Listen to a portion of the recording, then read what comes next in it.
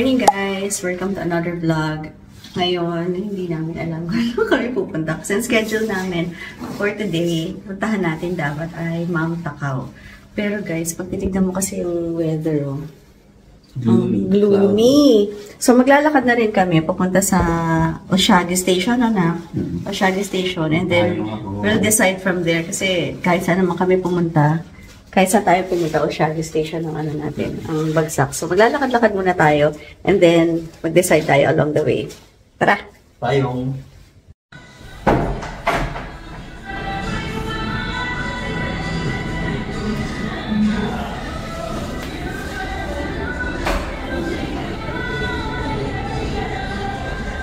Dito, tingnan niyo yung mga train station. Meron mga locker na ganyan eh.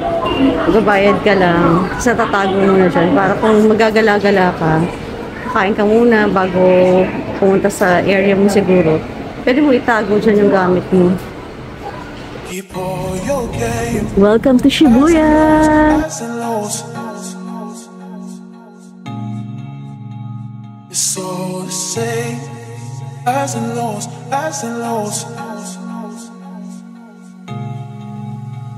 Keep all your game, highs and lows, highs and lows. So say, highs and lows. Grabe, it's a very chilly day. Kung pansinin niyo yung mga tao, yung mga suot nila, grabe, sobrang ginaw talaga ngayon. Ano pa lang to nag-start pa lang naman ng winter kasi diba, nag-start pa lang naman in December. So, pero grabe talagang sobrang lamig. Picture, ulam tayo. Ayan. Kalbo na mga puno. Hintay na talaga dito.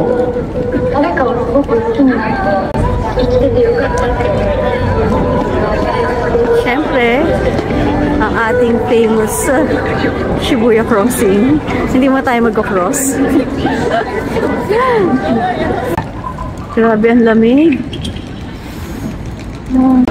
Sa ibang mga araw, ang dami yan bago ka makaposisyon dyan. Tabi lang yan ng station kapag pupunta kayo. Nandiyan banda yung station.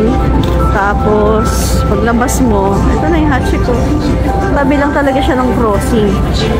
Ayan, ang crossing. Hintay lang natin si Emil kasi nag-toilet. Hindi naman sa pag-ano guys. Pansin nyo lang yung yung mga suot ng mga tao. Grabe to. Kita nyo, naka-shorts. Paano niya kinakaya yan? Taga saan kaya siya nakatira talaga ng mundo? Para kayanin no, ginaw na ginaw nito ng mama. Tinan mo, ginaw na ginaw. Kompleto naman yung suot niya. Tapos ito naka-shorts. Grabe, sobrang lamig. Hindi talaga, sobrang lamig. Tinan mo yung mga suot ng tao. Amazing siya.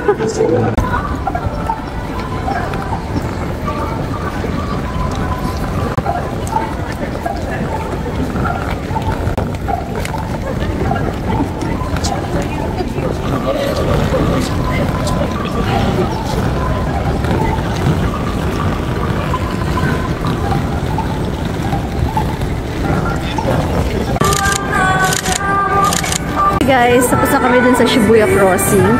Nakailang balik-balik kami dun para lang makakuha ng video. Tumatawid. So ito, gala-gala na tayo sa Shibuya. So ito, may IKEA pala sila dito sa area na to. Ba? IKEA ba yun? Tapos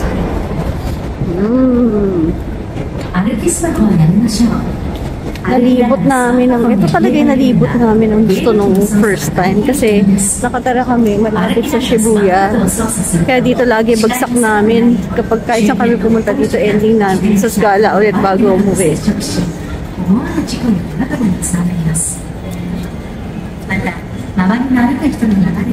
Mas familiar kami dito. May Wendy's sa mga hindi pa nakakapunta para mag-idea lang kayo ng mga nakakainan. So, talamak ang Family Mart, Burger King, Pero guys, ang Family Mart sa mga hindi pa nakakapunta, ibang-iba laman yan sa Family Mart natin. Kasi ang dami mo talagang pagpipilian. Mabubuhay ka na, marami ka na makakain doon. Sabi niya, welcome to Shibuya!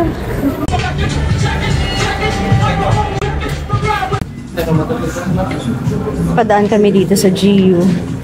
So, medyo may mga na-purchase tayo. So, magbabayad na ngayon si Jeric. Para i-video ko.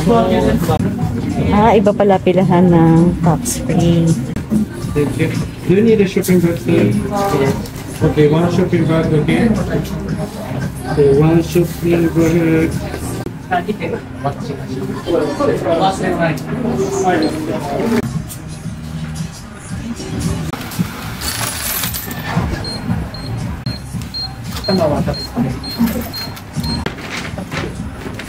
kami masyado nakapag-vlog guys. Ako hindi ako masyado nakapag-vlog guys. So, parang ginaw. Tapos, umuulan-ulan.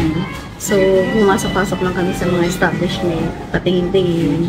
Tapos, naghanap kami ng GU dito. Walang CR.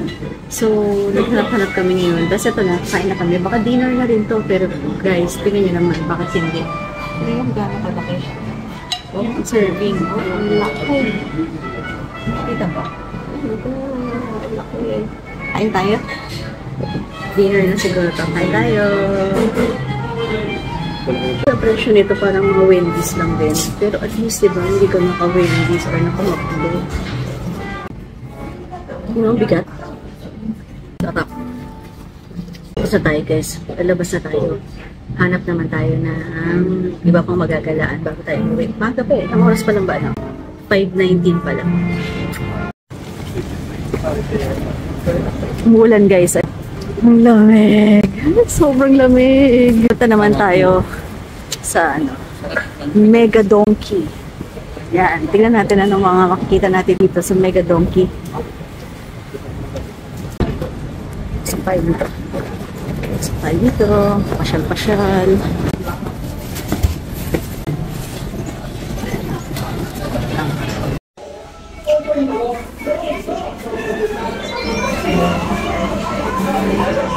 Magtutour na lang tayo sa loob. Hindi na ako masyadong magsasalita. Para makita nyo na lang ano meron dito.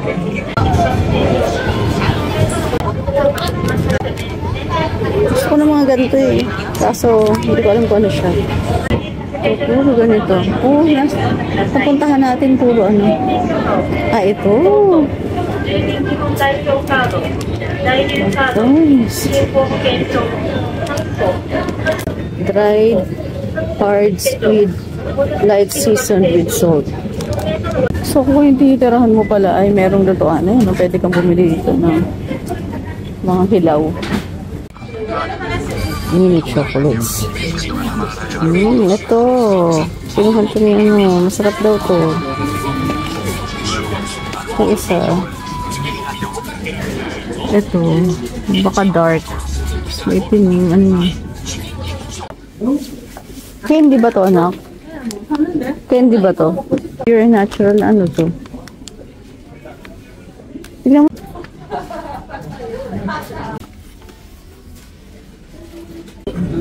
Price will be